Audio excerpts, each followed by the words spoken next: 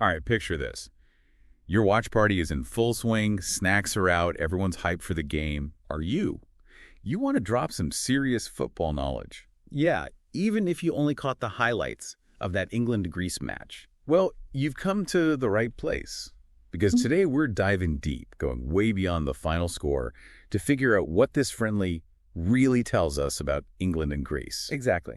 And this wasn't just any friendly, right? I mean, these matches are like sneak peeks into a team's playbook, their potential.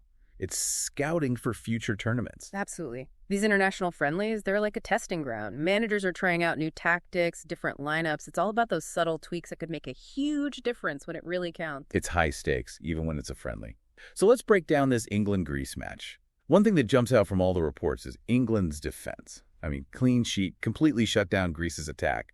What made their defense so effective? They keep using the word structured, but what does that even mean in action? Right, structured sounds kind of, well, boring. But what we saw was actually a masterclass in tactical discipline. England were organized, disciplined. Their high press was relentless. High press meaning, sorry, for those of us who need a little extra explanation. No worries. It means they were constantly putting pressure on Greece when they had the ball, forcing them into rushed clearances, not letting them get comfortable and build any kind of like meaningful attack. Ah, I see. So it's not just about the defenders, it's a whole team effort. Exactly. And yeah, England's keeper made a couple of really crucial saves, but those saves wouldn't have even been necessary if the rest of the team wasn't playing with such a tight, cohesive defensive structure. So Greece really struggled to find their footing. It seemed like their game plan relied heavily on quick transitions and those set pieces. Exactly right. Greece are known for their ability to like flip a switch. 1 minute they're defending, the next they're on the attack. And those set pieces, free kicks, corner kicks, they're designed to cause chaos, right?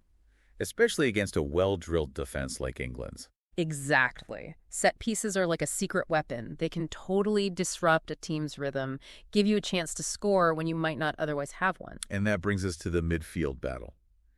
Every single article is talking about how intense it was. Intense is an understatement.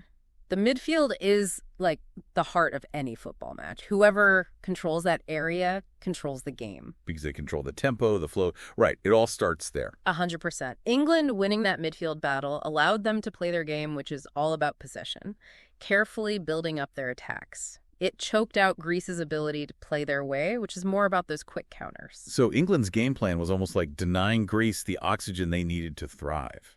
That's a great way to put it. By dominating possession, they starved Greece of the chances they needed to use their speed on those counterattacks. It's such a fascinating tactical battle. Yeah. So, big picture now.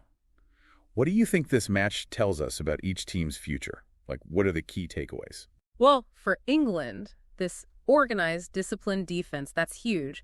That's something they can carry forward. However, we have to remember that Greece's attack wasn't really firing on all cylinders. So England's win, while impressive, it needs to be taken in context. Right. It doesn't necessarily mean they're unbeatable. Right, it's just one piece of the puzzle. What about Greece, then? What can they take away from this? It must have been a learning experience. Oh, absolutely. This match exposed some areas they need to work on, especially against teams like England, who are so good at keeping the ball. Like how to disrupt that control, how to create chances even when you don't have much possession. Exactly. They're going to be analyzing this game, figuring out how to adapt and impose themselves more in those situations. It makes you think, though, even in such a decisive win, did England accidentally reveal any weaknesses? Or were there hidden strengths in Greece's performance that they just couldn't quite capitalize on? And that's what makes these international friendlies so fascinating. They're like little snapshots in time. They give us glimpses of potential of what could be. Both England and Greece, they'll be studying this match, identifying areas for improvement, and you can be sure they'll use those lessons as they prep for those upcoming tournaments. It's going to be exciting to see how they develop.